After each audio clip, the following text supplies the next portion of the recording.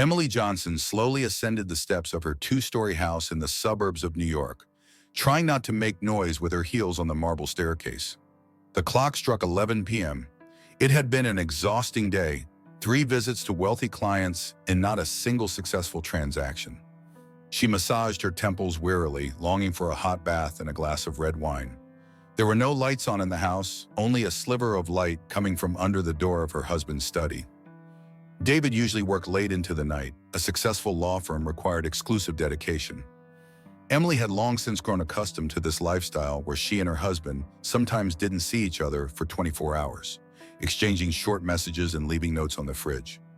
Before we start the story, comment below from which city you are watching us. Enjoy the story. As she passed by the study, she heard his muffled voice. He was speaking softly, clearly trying not to draw attention. Emily froze. 12 years of marriage had taught her to recognize all of David's tones, and now his voice sounded unfamiliar, a mix of tenderness and excitement. "Honey, I've decided. Tomorrow I'll kick her out of the house and we'll start living together," he said from behind the door. Emily felt the ground disappear beneath her feet. She leaned against the wall, trying to steady herself. Her bag slipped from her weakened fingers, but she didn't notice. "I know I've said it before, but this time it's different. All the paperwork is ready. She won't get anything," David continued in the same ingratiating tone. A pause, a chuckle. "No, sweetheart, she's too dumb to suspect anything. She still thinks I'm staying late at work. God, I'm so tired of this marriage." Emily slid silently down the wall, clutching her purse like a lifeline. Images of their life together flashed before her eyes. The wedding in the Hamptons, the honeymoon in Italy, buying this house 3 years ago. All those memories now seemed as fake as cheap postcards. David, meanwhile, continued, "Natalie, darling, I promise you, by tomorrow night, this house will be ours alone." Natalie, the name resonated in Emily's head like the tolling of a bell. His new assistant, 26 years old, long blonde hair, legs for days. Now everything made sense. Late nights at work, business trips, business dinners. Emily closed her eyes and took a deep breath. Then another. The panic slowly faded, giving way to a cold fury. She looked at her hands. They no longer trembled. It was as if an autopilot had switched on in her head, starting to calculate her options. David was a very good lawyer specialized in divorce proceedings. He knew all the loopholes in the law and how to twist things in his favor. If he prepared the documents, Emily smiled bitterly. It was clear he planned to leave her with nothing. She heard the sound of a chair being pushed back toward the door. Emily stood up silently and slipped into the bedroom. She turned on the light and quickly took off her shoes and jacket. When David peeked into the room, she was already in bed with a book, as if she had been reading for the past half hour. "Oh, you're home already. I didn't hear you come in." He smiled with the same smile that used to make her heart race. "Yes, I decided to go to bed early. Tired today." Emily returned this smile, surprised at how easily she could do it. "I'll work a bit more." David blew her a kiss and closed the door. Emily put the book aside and stared at the ceiling. 12 years of marriage. She had given that man the best years of her life, supported his career, been the perfect wife. And this was how it ended. A phone call with his lover and plans to kick her out like a tired cat. Suddenly, she felt an uncontrollable urge to laugh. Did David really think she was that stupid? Had he forgotten that she too had built a successful career? That she knew how to negotiate and strategize? Well, that had been his fatal mistake. Emily grabbed her phone and sent a message to her old friend Samantha Turner, who worked as a private investigator. "I need your help. Tomorrow at noon at our cafe." The response came almost instantly. "Sure, is something wrong? I'll tell you when we meet. And yes, bring your best recorder." Emily turned off her phone and closed her eyes. She had less than 24 hours to devise a plan, but one thing was certain. She wouldn't be here tomorrow night, and this was only the beginning. Emily woke up 5 minutes before her alarm. David was already gone.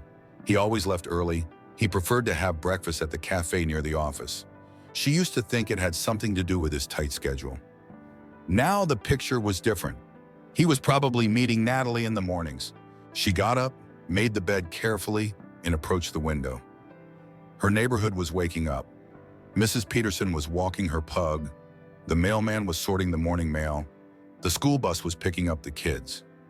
It was a normal Wednesday morning, except now everything seemed fake, like a theater set. Emily mechanically went through her usual routine. Shower, makeup, hair. The mirror reflected the same successful woman, a slim brunette with sharp features, dressed in an expensive pantsuit. There were no external signs that her world had collapsed hours ago. While having coffee, she opened her laptop and canceled all her real estate appointments for the coming days. Then she checked the status of her bank accounts. Personal account, joint account with David, savings. The figures were impressive, but she realized she could soon lose access to all of it. The phone rang. It was her assistant, Sarah. "Emily, Mr. Anderson is wondering when you can show him that house in Brooklyn. Tell him I apologize. I have urgent matters to attend to. Let Tom handle that client." "But you know how attached Mr. Anderson is to you specifically." "Sarah, do as I say." Emily was surprised at the coldness in her own voice. There were 3 hours left until the meeting with Samantha. Emily went up to David's study. She had to use her time wisely. She knew where he kept important documents. In the safe behind the Van Gogh reproduction, a combination that hadn't changed since their wedding day. The date of their first date. Inside were client files, some financial documents, and a prenuptial agreement. Emily scanned the familiar lines. 12 years ago, she had signed it without looking. Then it had seemed like a formality. Now, every clause was like a blow to the head. In case of divorce, she would receive the bare minimum, only what she had earned on her own. Methodically reviewing the papers, she found a strange document, an agreement to open an offshore account. The date was 3 months ago. Emily photographed it with her phone, as well as other suspicious papers. At 12:30, she was already seated in her and Samantha's favorite cafe. They had met 15 years ago when Samantha still worked for the police. Now she was one of the city's best private detectives, specializing in adultery cases. Samantha sat in the chair across from her and ordered a double espresso. "Thanks for the compliment. Spill it." Emily recounted the events of the previous night. Samantha listened in silence, her jaw tightening. "That bastard. What are you going to do about it?" "I don't know yet, but I'm certainly not going to sit around waiting for him to kick me out." Samantha pulled out a notebook. "Let's go over this. What do we know? He's sleeping with his assistant, planning a divorce, and judging by the papers in the safe, he's been preparing it for at least 3 months. Natalie Walker, 26 years old, works at his firm." Samantha was jotting things down. "I'll investigate her. Girls like that often have interesting backgrounds. I also found documents about offshore accounts. Looks like he's hiding money." "Now that's interesting," Samantha perked up. "If we can prove financial fraud, it will severely impact his reputation in legal circles." Emily sipped her now cold coffee. "You know what's funny? I don't even feel sad, just anger and relief, like finally taking off tight shoes after a long day. Because your marriage has been dead for a long time. You just didn't want to see it." Samantha covered her hand with hers. "Look, we have the advantage that he thinks you're a fool who suspects nothing. Let's use that." "How?" "First, we need to gather information. I'll follow the lovebirds, see where they meet, check their finances, both his and this Natalie's. And you act normal, no scenes, no hints.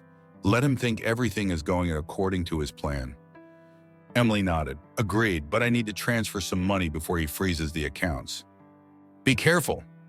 Large transfers might make him suspicious." "I know."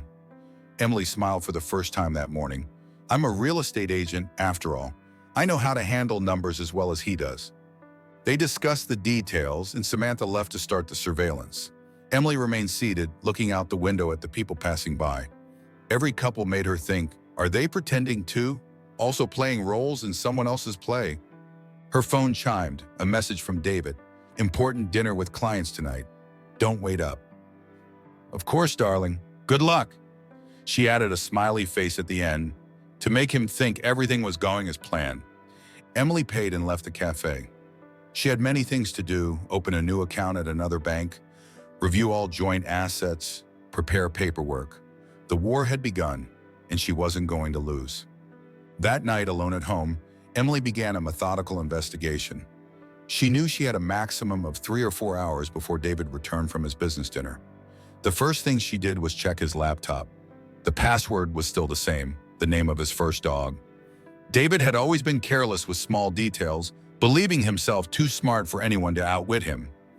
As expected, the browser history was empty. David regularly cleared it. But in the Downloads folder, Emily found an interesting document, a reservation for the Four Seasons Hotel for the following weekend. A room for two. She took a screenshot. In the email, there were messages from a real estate agent. David was looking to buy a penthouse downtown. From the correspondence, he'd been planning the purchase for over a month. Emily smiled bitterly. It seemed the love nest had been prepared in advance. Natalie Walker was next. The girl's social media accounts seemed closed, but Emily found her LinkedIn profile.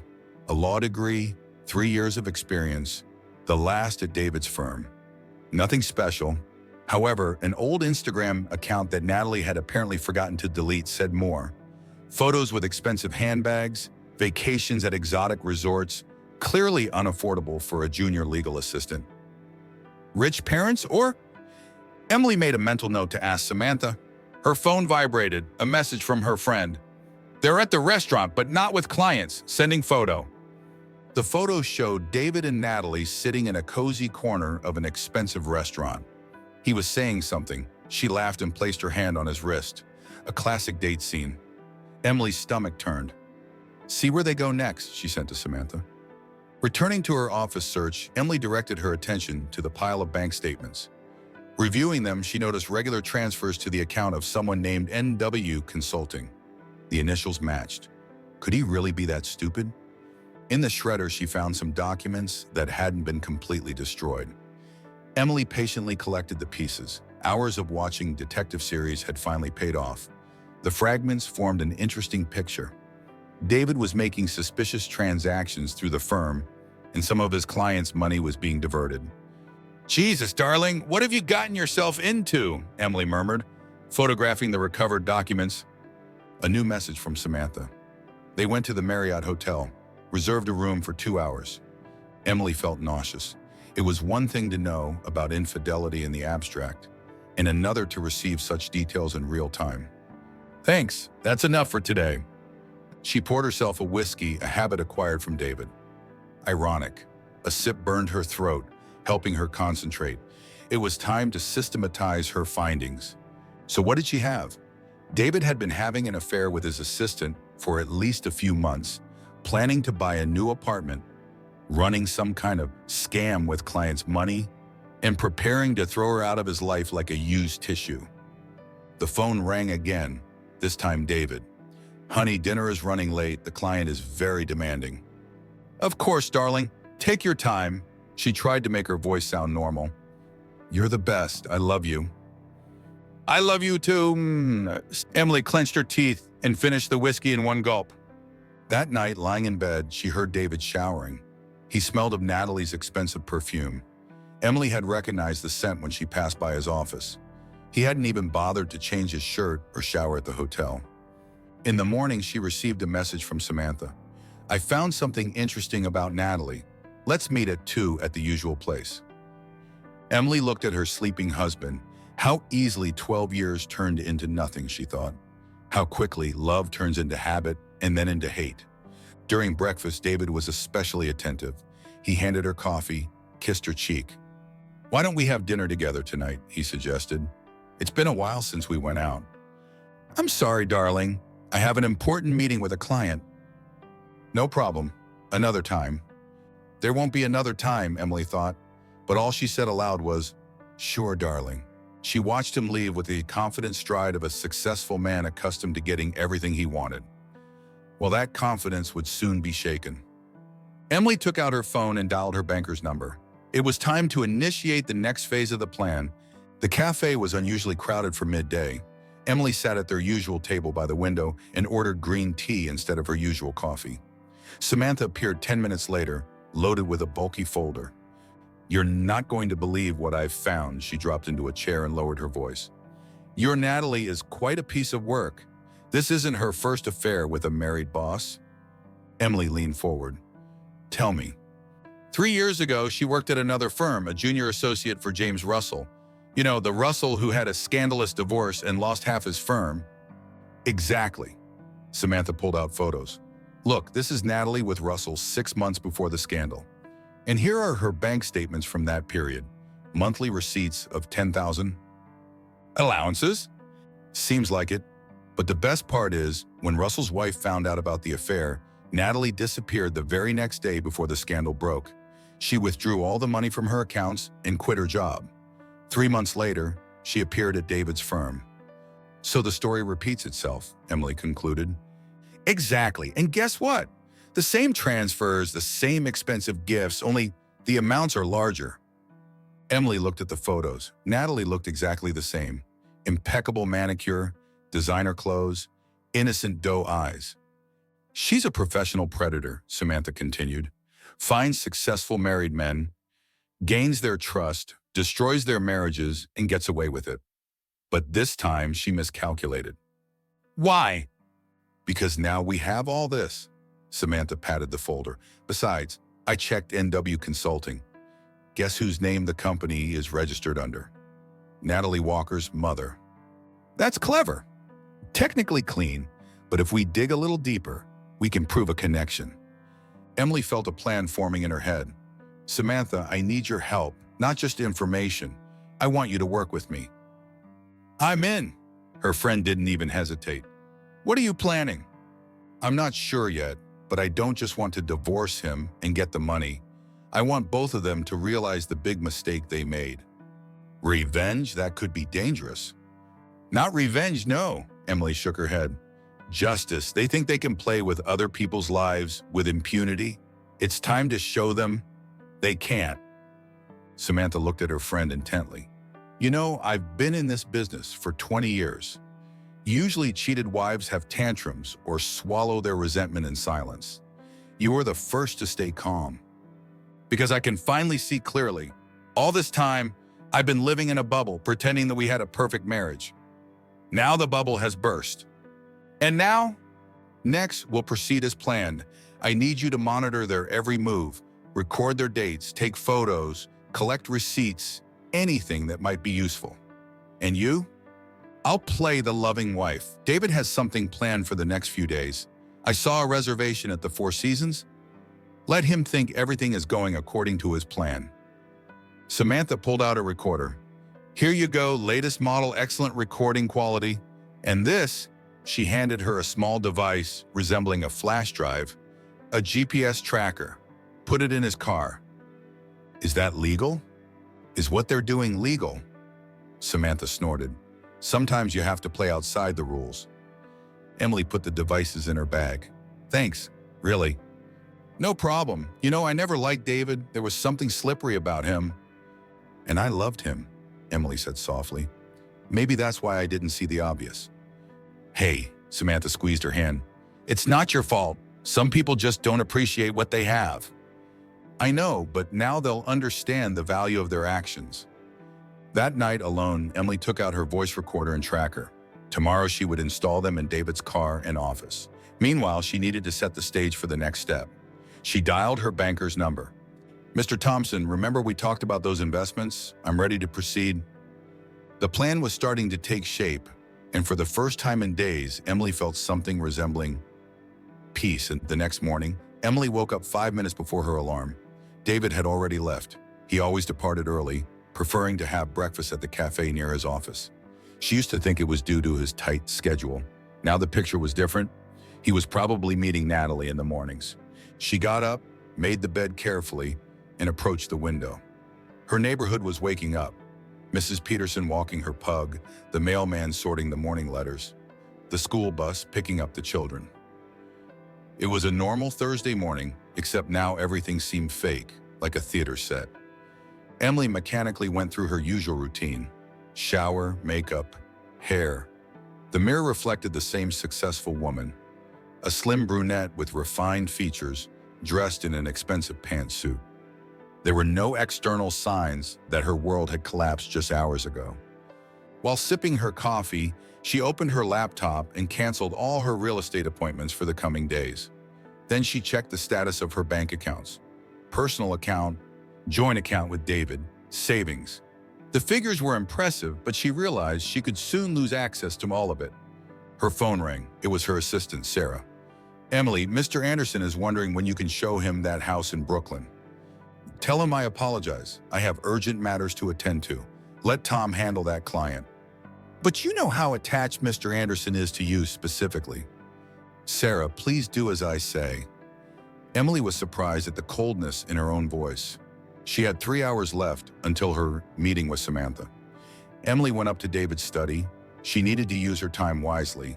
She knew where he kept important documents. In the safe behind the Van Gogh reproduction, a combination that hadn't changed since their wedding day, the date of their first date. Inside were client files, some financial documents, and a prenuptial agreement. Emily scanned the familiar lines. 12 years ago, she had signed it without looking. Back then, it had seemed like a formality. Now, every clause felt like a blow to the head. In case of divorce, she would receive the bare minimum, only what she had earned on her own. Methodically reviewing the papers, she found a strange document, an agreement to open an offshore account. The date was 3 months ago. Emily photographed it with her phone, along with other suspicious papers. By 12:30, she was seated in the cafe she and Samantha frequented. They had met 15 years ago when Samantha still worked for the police. Now she was one of the city's best private detectives, specializing in infidelity cases. Samantha sat across from her and ordered a double espresso. "Thanks for the compliment. Spill it." Emily recounted the events of the previous night. Samantha listened in silence, her jaw tightening. "That jerk? What are you going to do about it?" "I don't know yet, but I'm certainly not going to sit around waiting for him to kick me out." Samantha pulled out a notebook. "Let's start from the beginning. What do we know? He's sleeping with his assistant, planning a divorce, and judging by the papers in the safe, he's been preparing it for at least 3 months. Natalie Walker, 26 years old, works at his firm." Samantha was jotting things down. "I'll investigate her. Girls like that often have interesting backgrounds. I also found documents about offshore accounts. Looks like he's hiding money." "Now that's interesting." Samantha perked up. "If we can prove financial fraud, it'll severely impact his reputation in legal circles." "Jess?" Emily sipped her now cold coffee. "You know what's funny? I don't even feel sad, just anger and relief, like finally taking off tight shoes after a long day. Because your marriage has been dead for a long time. You just didn't want to see it." Samantha covered her hand with hers. "Look, we have the advantage that he thinks you're clueless and suspect nothing. Let's use that." "How?" "First, we need to gather information. I'll follow the lovebirds, see where they meet, check their finance. Both his and this Natalie's. And you act normal. No scenes, no hints. Let him think everything is going according to plan." Emily nodded. "Agreed, but I need to transfer some money before he freezes the accounts." "Be careful. Large transfers might raise suspicion." "I know." Emily smiled for the first time that morning. "I'm a real estate agent, after all. I know how to handle numbers just as well as he does." They discussed the details, and Samantha left to begin the surveillance. Emily remained seated, looking out the window at the people passing by. Every couple made her wonder, are they pretending too? Also playing roles in someone else's play? Her phone chimed, a message from David. "Important dinner with clients tonight. Don't wait up." "Of course, darling. Good luck." She added a smiley face at the end to make him think everything was going as planned. Emily paid and left the cafe. She had many things to do: open a new account at another bank, review all joint assets, prepare paperwork. The war had begun, and she wasn't going to lose. That night, alone at home, Emily began a methodical investigation. She knew she had a maximum of 3 or 4 hours before David returned from his business dinner. The first thing she did was check his laptop. The password was still the same, the name of his first dog. David had always been careless with small details, believing himself too smart to be outwitted. As expected, the browser history was empty. David regularly cleared it. But in the downloads folder there, Emily found an interesting document. A reservation for the Four Seasons Hotel for the following weekend. A room for 2. She took a screenshot. In his emails, there were messages from her real estate agent. David was looking to buy a penthouse downtown. From the correspondence, he'd been planning the purchase for over a month. Emily smiled bitterly. It seemed the love nest had been prepared in advance. Natalie Walker was next. The girl's social media accounts seemed closed, but Emily found her LinkedIn profile. Law degree, 3 years of experience, currently at David's firm. Nothing special. However, an old Instagram account that Natalie apparently forgot to delete revealed more. Photos with expensive handbags, vacations at exotic resorts, clearly unaffordable for a junior legal assistant. Rich parents or... Emily made a mental note to ask Samantha. Her phone vibrated, a message from her friend. They're at the Marriott Hotel, reserved a room for 2 hours. Emily felt nauseous. It was one thing to know about infidelity in the abstract, and another to receive such details in real time. Thanks, that's enough for today. She poured herself a whiskey, a habit she'd picked up from David. Ironic. A sip burned her throat, helping her concentrate. It was time to systematize her findings. So what did she have?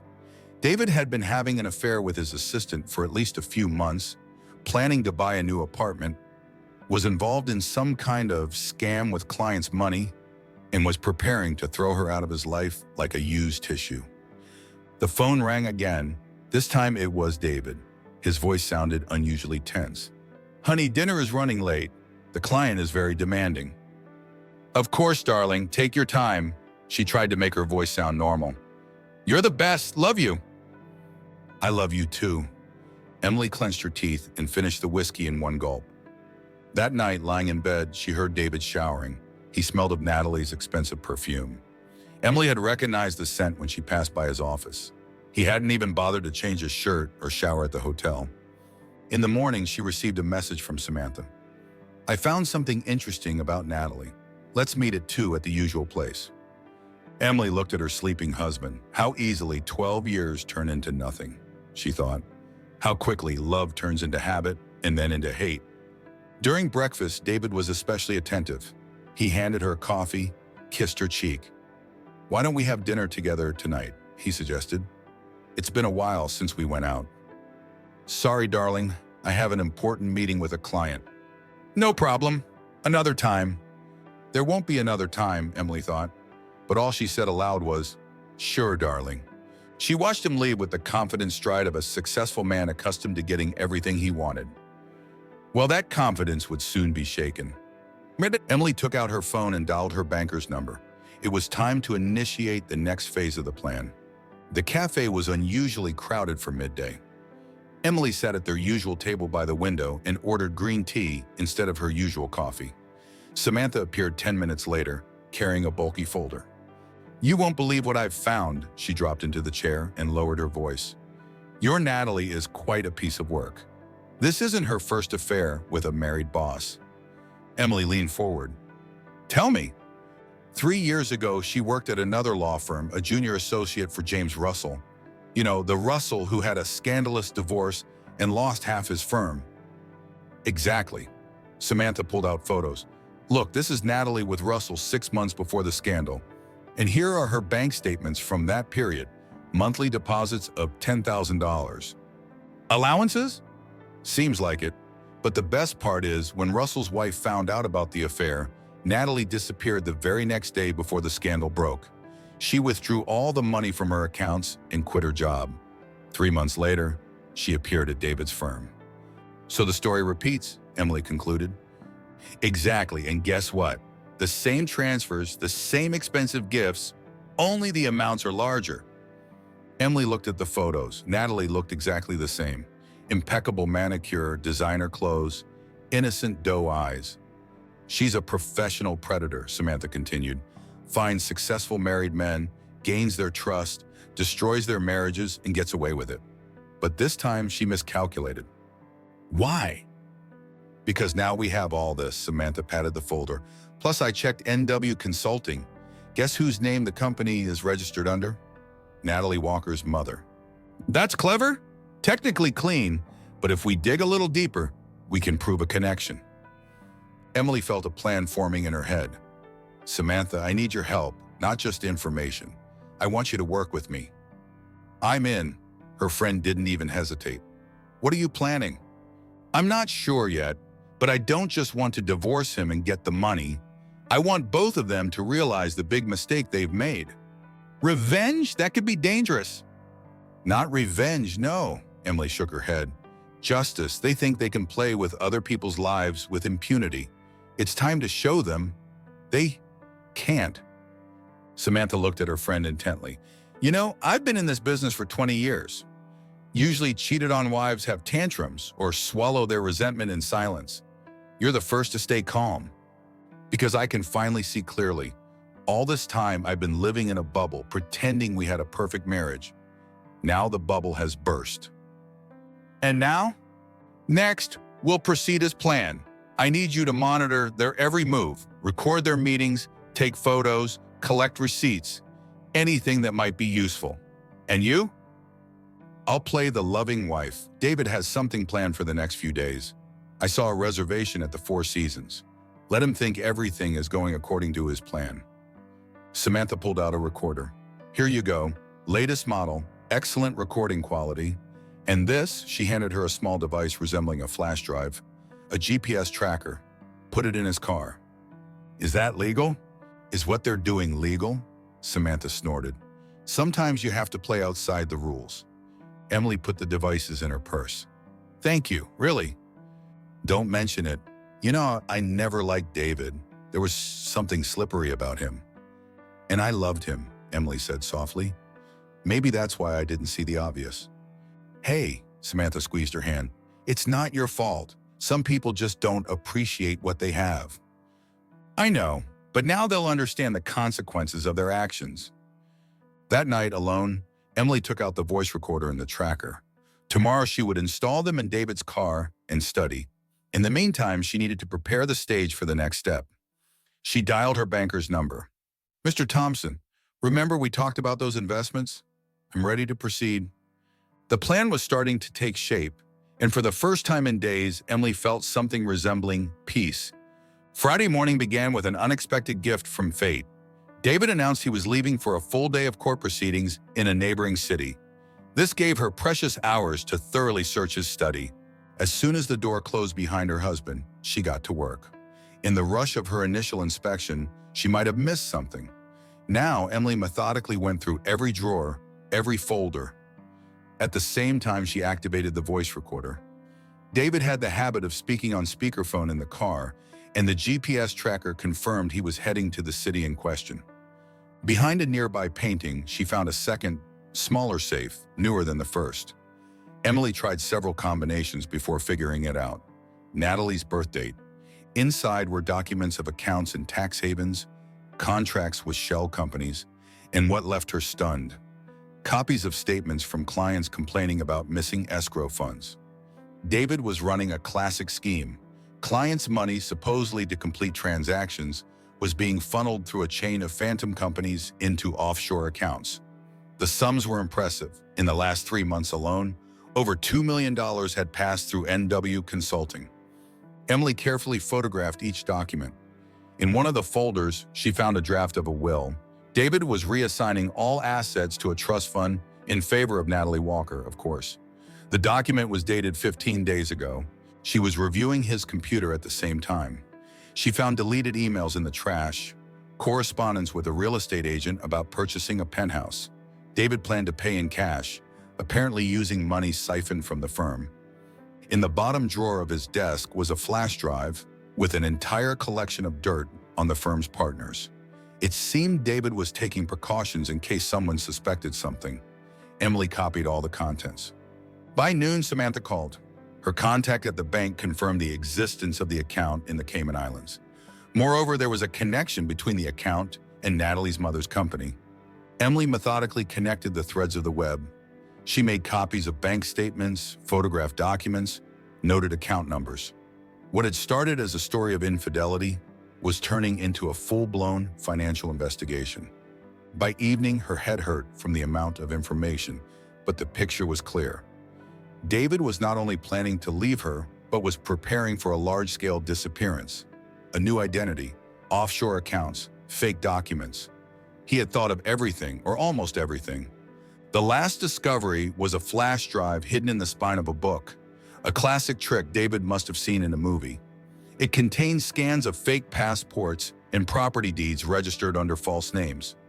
She carefully put everything back in its place, erased the browsing history on his computer, and reactivated the alarm in his study. Then she sent a message to Samantha. "We need to meet. I have news." She scanned the collected documents and uploaded them to cloud storage, hiding the originals in a safety deposit box opened under her late mother's name. David didn't know it existed. That night, while preparing dinner, she heard David's car pull up. He entered the kitchen, kissed her on the cheek, and began telling her about a tough day in court. Emily smiled and nodded, thinking about the documents in the safety deposit box. Now she had a weapon and knew how to use it. In the study, the red light of the activated recorder blinked silently, recording every word of his conversation. Natalie Walker strutted out of the expensive spa, adjusting her impeccable hairstyle, while Samantha, watching from the car parked across the street, snapped a few photos. In the last 3 days, she had compiled an impressive file on David's mistress. 26 years old, raised in the Chicago suburbs in a middle-class family, father a school teacher, mother a nurse. Graduated from law school thanks to a student loan still unpaid. Yet she led a lifestyle that clearly surpassed a junior lawyer's income.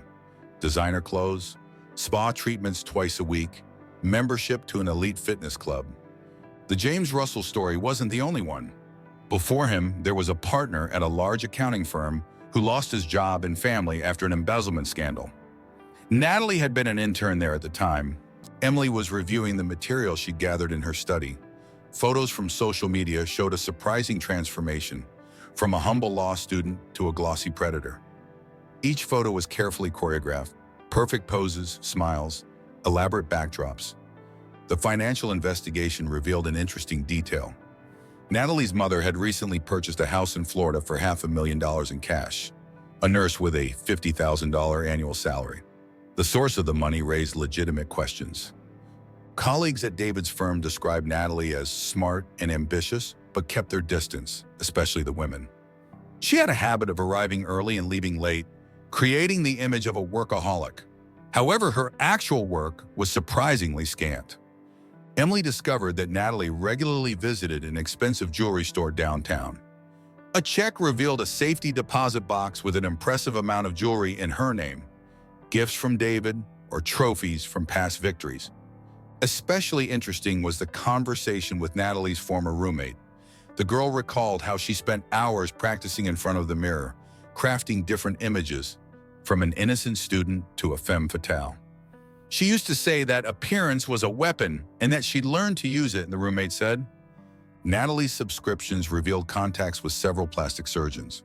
Samantha found out that 2 years ago, she had minor tweaks to her appearance. Nothing drastic, but enough to fit a certain type. Natalie's business acumen was notable. She kept perfect records, never leaving direct evidence. All financial transactions were conducted through a complex system of shell companies.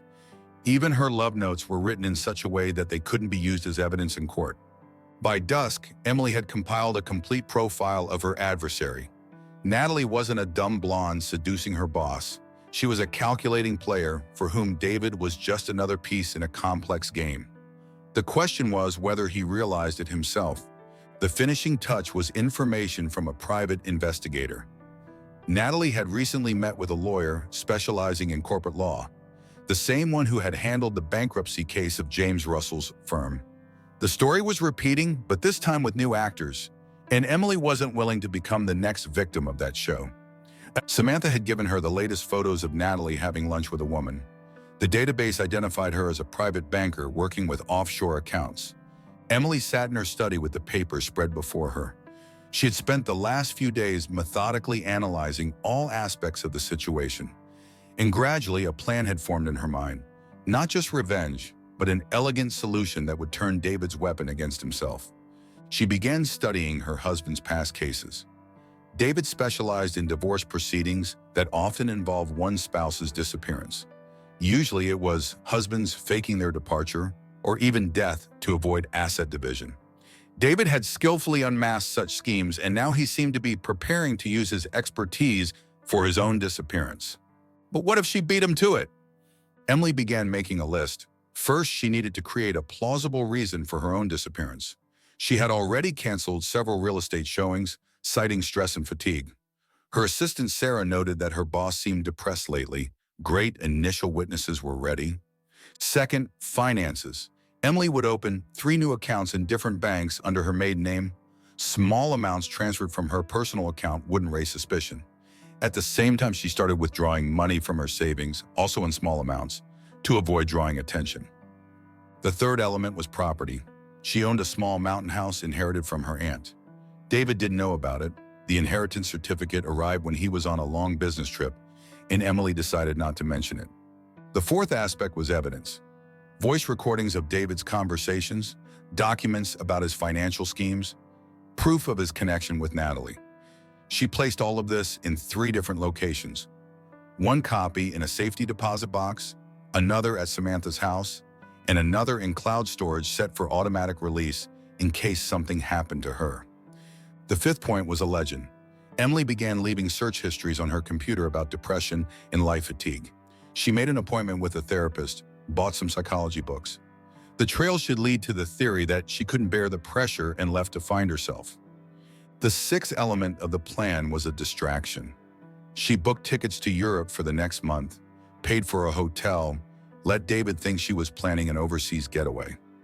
On the day of her disappearance, she would leave her phone on and follow a premeditated route, then fake an accident on a mountain road. The car would be found, but there would be no body, a classic scenario that David himself had repeatedly debunked in court. But that wasn't the point. It was the timing. When the investigation began, David's financial fraud would come to light.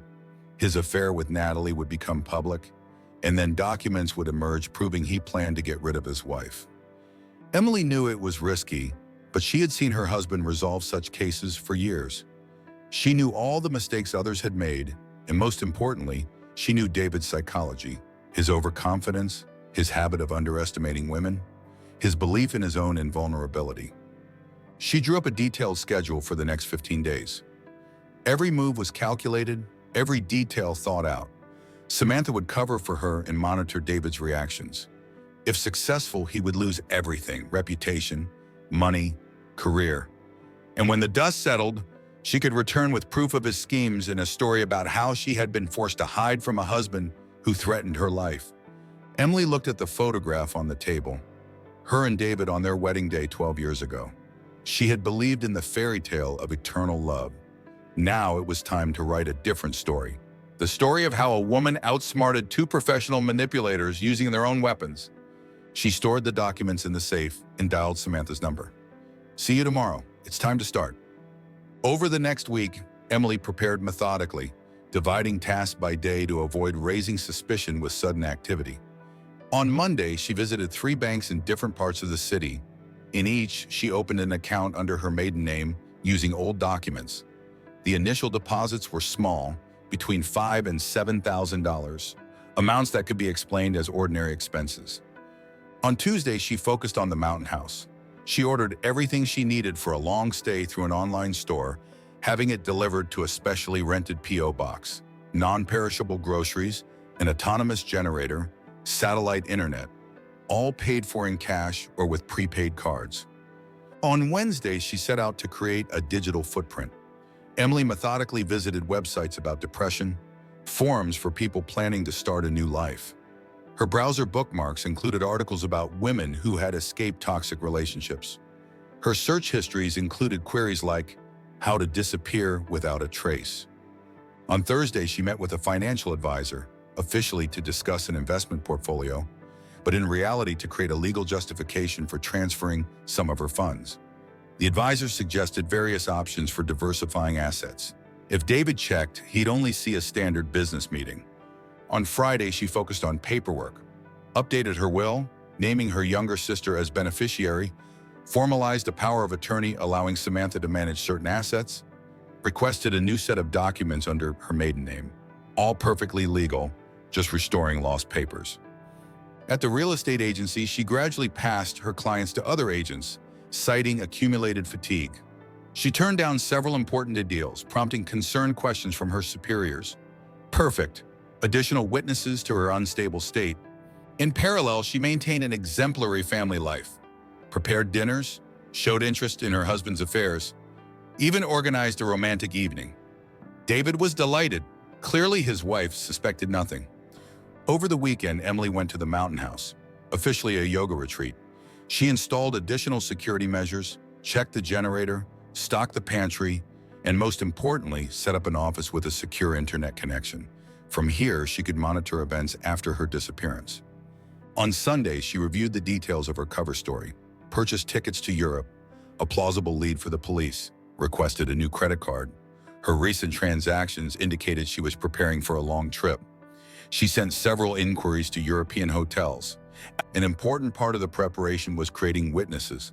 She visited a therapist and spoke about her marital problems, shared her doubts with her hairdresser, complained of fatigue to a masseuse. All these people would remember her depressive state. On the other hand, Emily thought about her outward image, bought new clothes completely different from her usual style, lengthened her hair to change her hairstyle later, ordered contact lenses to change her eye color. The most challenging aspect was the money. She had to withdraw large sums through a complex scheme of legal transactions, investments, insurance policies, real estate deals. Each step seemed perfectly reasonable, but in the end, much of the money was under her exclusive control. On Sunday night, she reviewed her checklist. Everything was ready. Documents secured, money transferred, safe house prepared. All that remained was to wait for the right moment. David arrived home late as usual. Emily greeted him with a smile and dinner. He praised her cooking skills, told her about a complicated case, and before heading to bed, he hesitated. "You know, lately you've been a bit off," he remarked casually. "Really? Probably just tired," she shrugged. "I'm thinking of taking a vacation to unplug." "Of course, dear. A vacation would do you good." He had no idea how right he was. A vacation would do her good, but not the kind he imagined. Emily slept peacefully for the first time in a long while. Everything was ready. Now it was just a matter of waiting. It was going to happen sooner or later. Emily knew she couldn't avoid seeing Natalie forever, but when they crossed paths in the elevator of the business center where David's firm was located, the moment still caught her off guard. Emily had entered to deliver some real estate documents to a client. When the elevator doors opened on the 10th floor, Natalie stepped in, looking intently at her phone. Then she looked up and froze. Something akin to fear flashed across her face for a fraction of a second, but she quickly composed herself. "Mrs. Johnson, pleasure to meet you." Natalie's voice sounded impeccably polite. The shiny Prada suit, the pearl necklace around her neck. It was a gift from David. Emily had seen the check in his papers. "Natalie," Emily nodded, maintaining an unreadable expression. She didn't miss that the girl's fingers trembled as she clutched her phone. 21 floors to descend in complete silence. Emily could smell Natalie's perfume, the same scent that sometimes lingered on David's shirts. In the elevator's mirrored wall, she could see David's mistress stealing furtive glances at her. Floor 17. Natalie began typing a message, but her fingers visibly trembled. Emily knew she was writing to David, alerting him to the unexpected encounter. She wondered what he would say. Floor 19. Emily took out her lipstick and nonchalantly applied it. Out of the corner of her eye, she saw Natalie nervously pulling down her skirt. That ostentatious confidence didn't come easily. Floor 20. Natalie couldn't stand it any longer. "How's work? David mentioned you have a lot of important things going on." "Oh yes, lots of work." Emily flashed the same smile she'd practiced in front of the mirror. "A particularly interesting case in the Hamptons. You know, the same area where David and I had our wedding." Natalie shuddered slightly. "I see." Floor 21, the doors opened. Natalie hurried to exit, but Emily called after her, "By the way, lovely pearls, so elegant." The girl touched the pearls, then turned and rushed toward the office. Emily watched her, noting how unsteady she was on her designer heels. Back in the lobby, Emily checked her phone. Samantha had sent a text. David just canceled all his appointments and is leaving court immediately. Apparently, Natalie's message had hit the mark. An hour later, David called. His voice sounded unusually tense. "Honey, were you at the office today?" "Yes, dropping off some papers for Robertson. Why?" "Oh, nothing. Just wanted to make sure you're okay." "Everything's great." She paused. By the way, I met your assistant, Natalie, I believe. Very professional." There was a pause. "Yes, she's a good worker," David finally said. "And her jewelry is lovely, especially the pearls." Another longer pause. "Listen, I have an important meeting. We'll talk tonight." "Sure, darling." Emily hung up and leaned back in her chair. She imagined David and Natalie frantically discussing the situation. What did she know? What was she guessing? Why had she mentioned the pearls? The plan was working better than she'd hoped. Now they'd be on edge at her every word, searching for hidden meanings in every gesture. And that would inevitably lead to mistakes. That evening, David arrived home unusually early. He was especially attentive, even bringing flowers.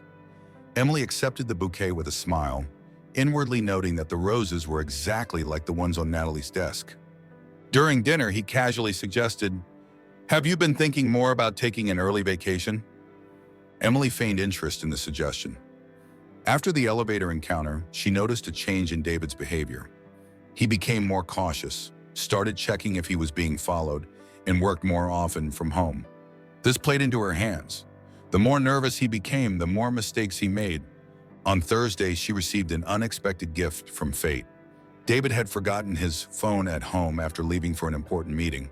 Emily knew the unlock code, the date of their first date, which he used everywhere. In 2 hours, she managed to copy all his correspondence with Natalie, including photos of bank records and screenshots of transactions. Samantha, meanwhile, established the connection between Natalie's mother's company and a series of suspicious transfers from David's clients. The scheme was elegant in its simplicity. Clients transferred money to escrow accounts, supposedly to pay for real estate transactions. Instead, the money passed through a chain of shell companies and was deposited in offshore accounts. One of David's clients, an elderly real estate developer, had recently discovered a large sum missing and started asking questions.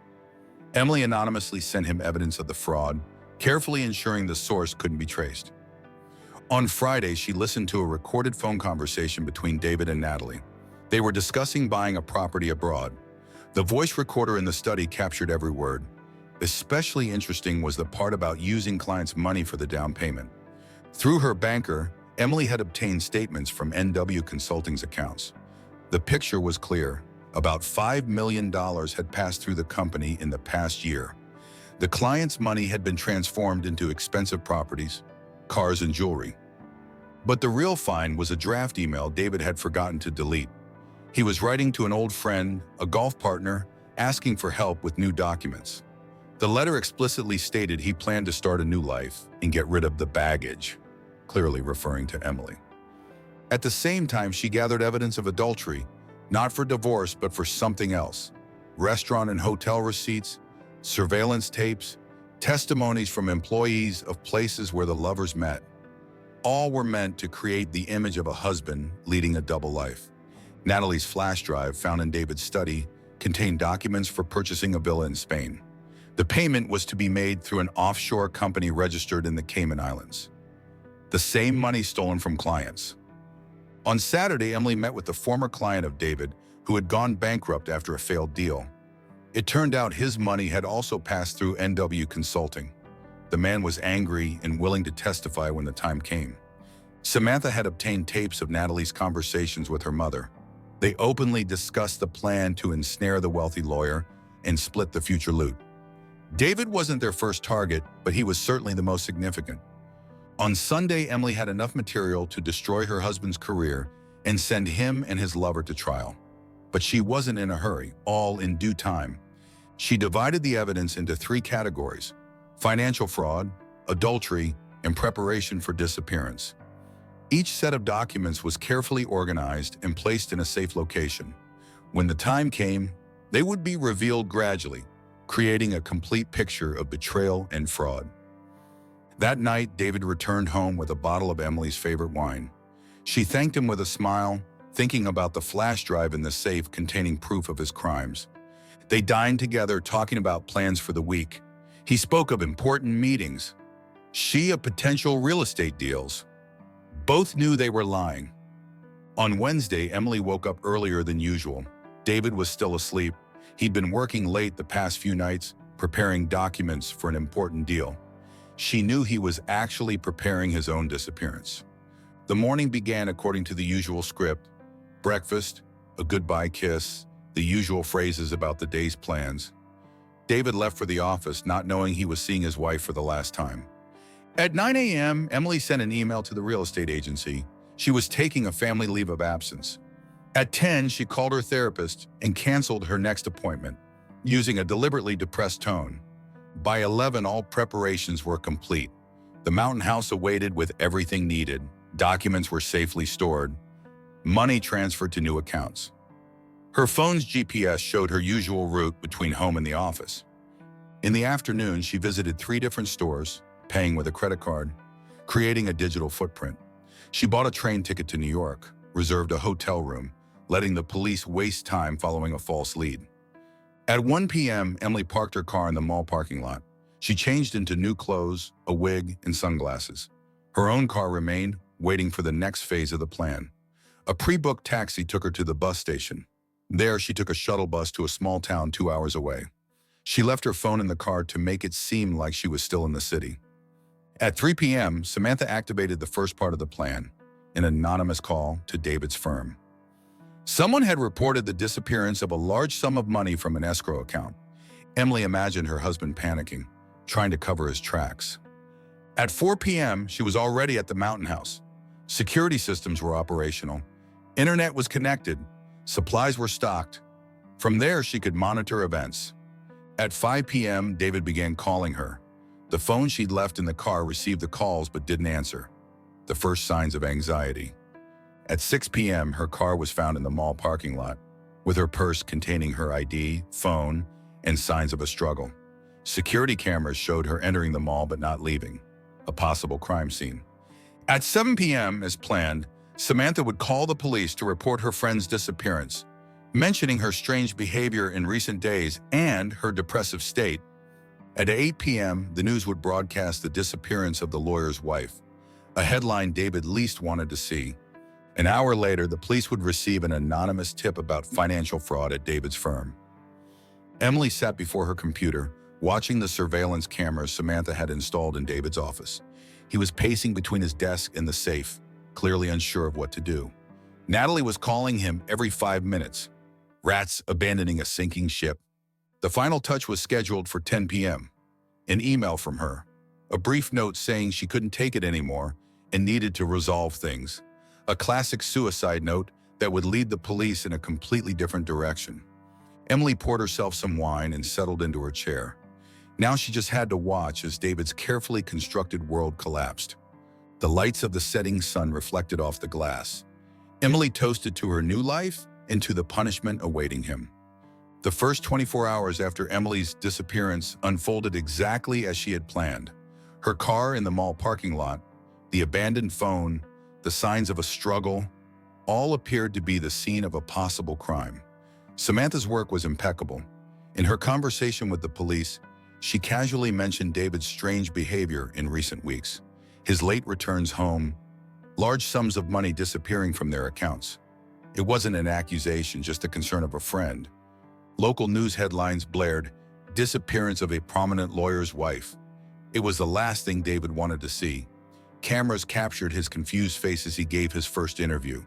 He said the right words, expressed his concern, and promised a reward for information, but his eyes betrayed panic. Emily watched the events unfold from her mountain hideaway. On the second day, the story of the missing client funds surfaced. Anonymous, the source carefully prepared by Emily, provided the police with documents about suspicious transactions. Now, the Financial Crimes Unit got involved, and detectives began digging deeper, finding surveillance tapes from hotels where David and Natalie met, receipts from restaurants, and strange transfers to offshore accounts. And on the third day, Emily activated the next part of her plan. An editorial in a local paper revealed that she had consulted a divorce attorney shortly before her disappearance. The source, again carefully prepared, insinuated that Emily was going to present David with evidence of his infidelity. David tried to stay calm, but his world was crumbling. Clients began asking questions about the missing money. His partners at the firm distanced themselves, fearing scandal. Natalie wasn't answering her phone. Rats fleeing a sinking ship. On the fourth day, the police received an anonymous letter. It spoke of a strange conversation overheard in David's office. He was talking to someone about plans to get rid of his wife. The letter was designed to be untraceable. By the end of the week, the newspapers were full of headlines. Financial fraud at major law firm. Lawyer's wife disappears amid scandal. His double life. The police were considering the possibility of a deliberate disappearance. Emily monitored all of David's movements through the surveillance system Samantha had installed. He shuttled between the office and home, trying to salvage what was left of his empire. He began drinking, lashed out at his colleagues, and made mistakes. The story about the jewelry was a particularly satisfying touch. The police found a collection of expensive pieces in Natalie's safety deposit box, gifts from David, bought with his client's money. The press reveled in every detail. On the 10th day, Emily delivered the final blow. Through a trusted intermediary, the police received information that, shortly before her disappearance, she had found documents about her husband's large-scale financial fraud. There were photocopies of some papers as proof. David finally lost control. In a press conference, he shouted at reporters. Cameras captured his face contorted with rage. A perfect image for the evening news. 2 weeks after Emily's disappearance, the police officially named David as the prime suspect. His passport was confiscated, his accounts were frozen. The luxurious life he had built crumbled like a house of cards, and Emily kept watching. She had created the perfect trap. Every clue, every suspicion pointed to David. He had dug his own grave with his schemes and deceptions. She had merely helped him fall into it. David Johnson, always so composed and self-assured, now looked like a cornered animal. The security cameras installed by Samantha showed him scurrying around his office, picking up the phone, frantically searching through papers. He had aged 10 years and 15 days. His designer suits were wrinkled. By midday, he sported stubble and dark circles under his eyes. He began drinking, first only at night, then earlier and earlier. A bottle of whiskey appeared in his desk drawer. The police visited every day. David tried to stay firm, but his hands shook as he served them coffee. Detectives asked the same questions in different ways, searching for inconsistencies in his statements. Where were you on the night of the 14th? Why didn't you report your wife's disappearance immediately? Can you explain these financial transactions? Each new question was like a blow. David stumbled over his answers, contradicted himself. His impeccable memory, which had helped him win the most challenging cases, now failed him. Clients began canceling contracts en masse. The phone rang non-stop with angry investors demanding explanations for their missing funds. His secretary resigned, unable to handle the constant flow of reporters and investigators. Natalie stopped answering her phone. It was turned off, and her apartment was empty. Neighbors told the police they'd seen her leaving hurriedly with suitcases late at night, another suspicious circumstance adding to the investigation. At the bar where David started spending his evenings, he sometimes passed out. The bartender recalled his drunken monologues. I ruined everything. Everything was perfectly planned. That witch. The firm's partners called an emergency meeting. David tried to justify himself, waving papers and shouting about conspiracies. They suspended him pending clarification of the circumstances. He spent hours sitting in his office, going through old photos of Emily. Something didn't add up. She couldn't have just disappeared. She couldn't have found out about his plans. He had thought of everything. One night, drunk, he drove to the mall where her car had been found. He circled the parking lot for hours as if trying to recreate the events of that day. Security called the police. Reporters followed him everywhere. Every time he stepped outside, it was torture. Camera flashes, microphones, endless questions. He started ordering food and alcohol delivered. Newspapers revealed new details. A client spoke of strange investment plans. A bank employee shared information about suspicious transfers. Waiters at restaurants recalled his meetings with Natalie. David tried to cover his tracks, but it was too late. He frantically destroyed documents, wiped his computer, called old debtors, but evidence seemed to appear out of nowhere. The police watched his house, an unmarked car parked at the corner of the street. Neighbors stopped greeting him. The mailman defiantly avoided his yard. On a particularly rough night, he tried contacting the people who were supposed to help him disappear. The phones were dead. The intermediaries had vanished. The backup documents, the money, the escape routes, all gone. On Friday, the police called him in for questioning. They kept him there for 6 hours asking the same questions. When he returned home, he found local news cameras filming his arrival. On Saturday, Emily's mother came by. She looked at him with undisguised contempt. "I always knew you weren't good enough for her," she said as she collected some of her daughter's things. By the end of the third week, David was at his breaking point. He barely slept, barely ate. Every phone call made him jump. Every shadow outside the window seemed like a cop or a reporter. Emily watched his downfall through the security cameras. She saw how the facade of a successful lawyer crumbled, revealing a frightened man cornered by his own crimes. This was only the beginning. The story of David Johnson's schemes hit national news. On Tuesday, the Wall Street Journal published an extensive investigation on how the successful lawyer had spent years building a Ponzi scheme with his clients' money. The article was filled with figures: $12 million in missing funds, over 30 affected clients, 8 offshore companies. The SEC launched a formal investigation. Auditors discovered systematic irregularities in the handling of escrow accounts. Money meant for real estate transactions was funneled through shell companies and vanished into offshore accounts. NW Consulting was at the center of the scandal. Journalists uncovered a link between Natalie's mother's company and accounts in the Cayman Islands. A simple nurse from Chicago suddenly became the owner of a multi-million-dollar company. Her clumsy explanations over the phone only worsened matters.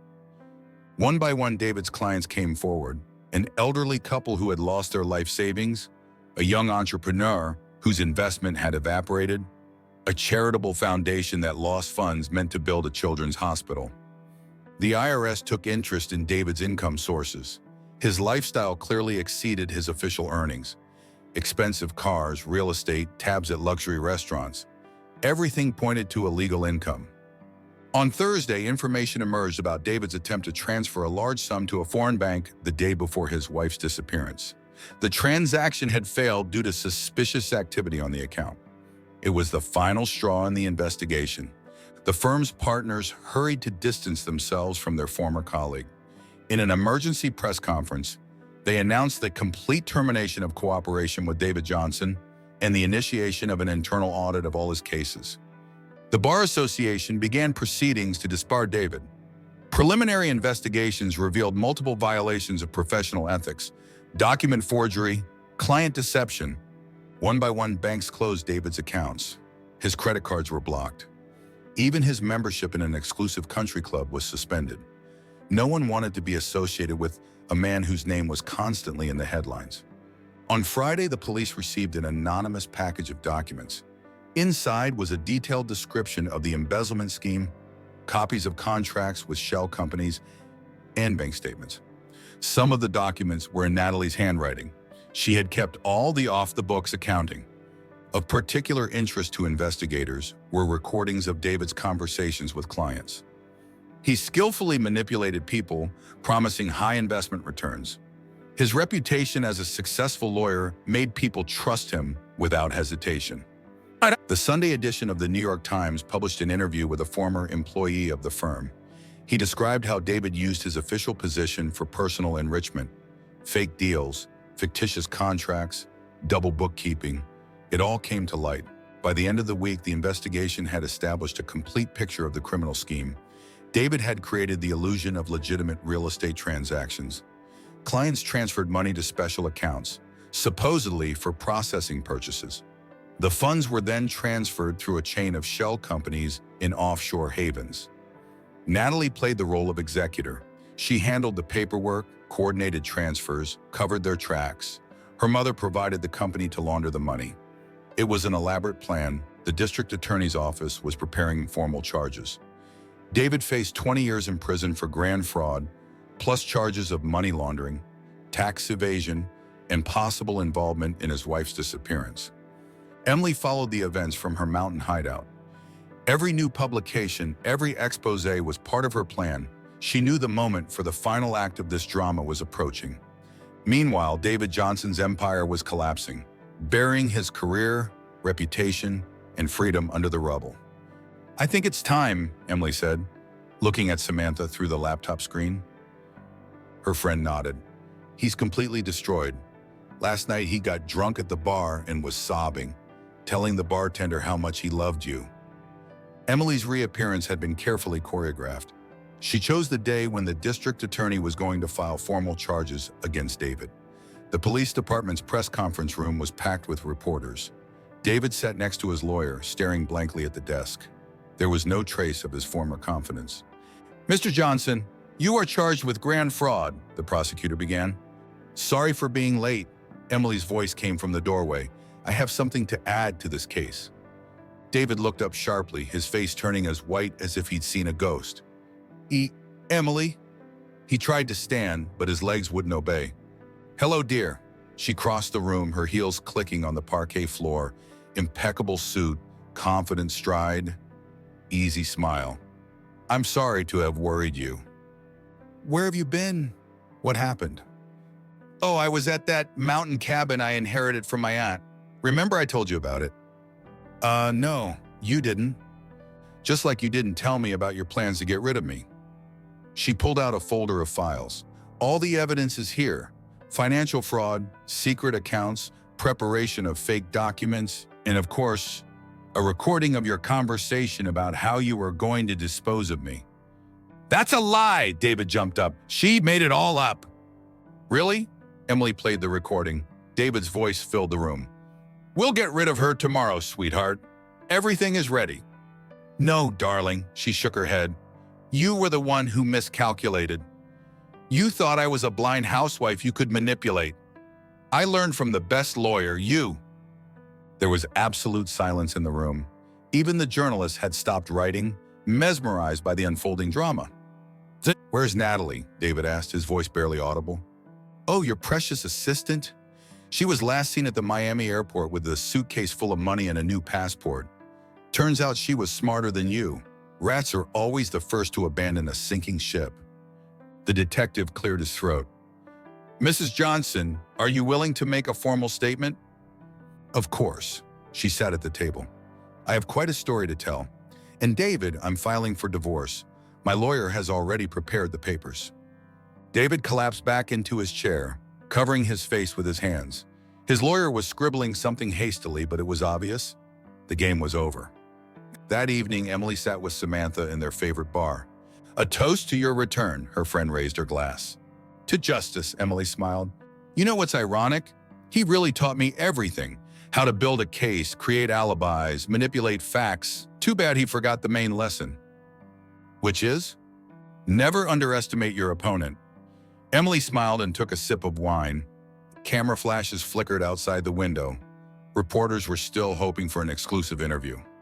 Former lawyer David Johnson sentenced to 15 years in prison, the local news anchor read, with evident satisfaction. The verdict delivered with deliberate weight. The camera showed David in the courtroom, wrinkled suit, stubble, vacant stare. Emily watched the broadcast from her office. "The defendant is found guilty of grand fraud, money laundering, and tax evasion." The judge spoke deliberately, words dropping like stones, given the magnitude of the crimes and the number of people affected.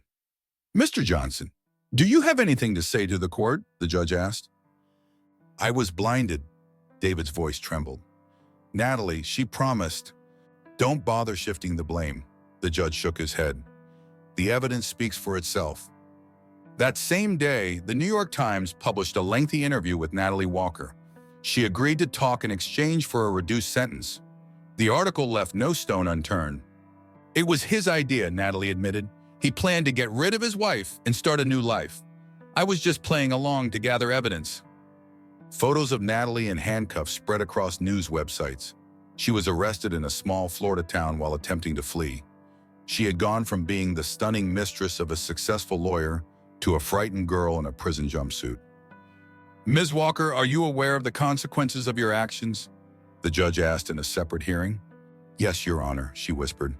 "I let greed cloud my judgment." Journalists savored every detail. How David had planned to fake his wife's disappearance. How Natalie had kept double books. How they spent the stolen money on a lavish lifestyle. "You know what's the most pathetic?" Samantha said, watching the news. "He really thought he was smarter than everyone else." Overconfidence was always his weakness, Emily replied, as was his tendency to underestimate women. On the last day of the trial, Emily appeared in person. She sat in the front row, elegant and serene. David couldn't take his eyes off her. "Mrs. Johnson," the judge addressed her, "do you wish to make a statement?" "Yes, Your Honor." She stood gracefully. "I just want to say that justice has been served." David stood up suddenly. "Emily, I'm sorry. You know, David," she interrupted, smiling gently. "You always said that in a trial the important thing isn't the truth, but the ability to present facts. I just followed your advice." The courtroom buzzed. Photographers' cameras clicked rapidly. That moment would appear in all the newspapers the next day, a triumph of justice captured in a single phrase. That night at the bar, Samantha raised her glass. "To smart women." "To justice," Emily smiled, "and to good lessons. David was a great teacher. Too bad he didn't learn his own lessons." The television showed images of David being led away in handcuffs. His former partners scrambled to give interviews, disavowing their former colleague. Natalie wept before the cameras, repentant of her sins. "What will you do now?" Samantha asked. "Live," Emily replied simply, "and maybe write a book. How Not to Be a Victim. Instructions from a con man's ex-wife. I think it'll be a bestseller." They laughed. Outside the window, the city lights sparkled. Somewhere in a holding cell, David Johnson was realizing the extent of his downfall, and his ex-wife was starting a new chapter of her life. As a victor, not a victim. Justice had been served, and it was a beautiful ending. 3 months after the trial ended, Emily stood in front of the storefront of her new downtown office. Johnson Real Estate read the sign on the building opposite. She had deliberately kept her married name. Now, it wasn't associated with a disgraced con artist, but with a woman who had uncovered a criminal scheme. The morning began with a business meeting. A large construction company wanted an exclusive collaboration. "We chose you because trust is paramount in our business," the director said, shaking her hand firmly. Emily had built a business based on principles opposite to David's. "Ms. Johnson, you've been invited to give a lecture at the law school," announced her new assistant, Lisa. "The topic is ethics in business and law." Emily smiled at the irony. David used to give lectures like that. Now he was giving other lessons on how not to conduct business. She moved into her new home, a small but cozy house in a quiet neighborhood. No ostentatious luxury, just comfort and functionality. In the evening, she often sat on the terrace reading a book. Her story attracted interest from several publishers. Samantha became her partner, and they opened a separate division dedicated to verifying real estate transactions. Their expertise was in high demand. People wanted guarantees of honesty. In her personal life, Emily took a break. Dating and romance could wait. Building her business was now the priority. However, she didn't rule out new relationships in the future. Only now her standards were higher. She distributed the money she had recovered from David among his victims, a rightful gesture that further enhanced her reputation. "Businesses should be socially responsible," she said in interviews. Every morning she did yoga, then went for a run, and then worked. A clear routine helped her move forward. Gone were the pangs of conscience and ambiguity. Occasionally, Natalie sent emails begging for help. Emily didn't reply. The past had to stay in the past. Sometimes, however, she thought about how easily ambition could cloud one's mind. Her story became an example for other women. People came to her for advice, asking her to share her experience. She never said no. Each saved destiny was a small victory over the system David had personified. "You know," Samantha said once, "you could have just divorced him. Why choose such a difficult path?" "Because it wasn't about divorce," Emily replied. "It was about justice and proving that no one has the right to play with others' lives." At night, she sometimes pulled out old photographs, not out of nostalgia, but to remember the lessons of the past. 12 years of marriage had taught her much. The main thing was to believe in herself. David wrote to her from prison. The letters remained unopened. That chapter was closed. A new life required looking forward, not back. Only one photo hung in her office. Samantha and her on the day they opened their agency, two smiling women with the new signage in the background. The beginning of a new story. Emily had learned to appreciate simple moments. Morning coffee, sunsets on the terrace, conversations with friends. Luxury and status no longer mattered. True wealth was measured differently. "You've become a symbol of change," a journalist said in a recent interview. "No," she objected. "I'm just a woman who decided to live by her own rules." And that was the simple truth. Emily Johnson's new life was built on honesty with herself and others.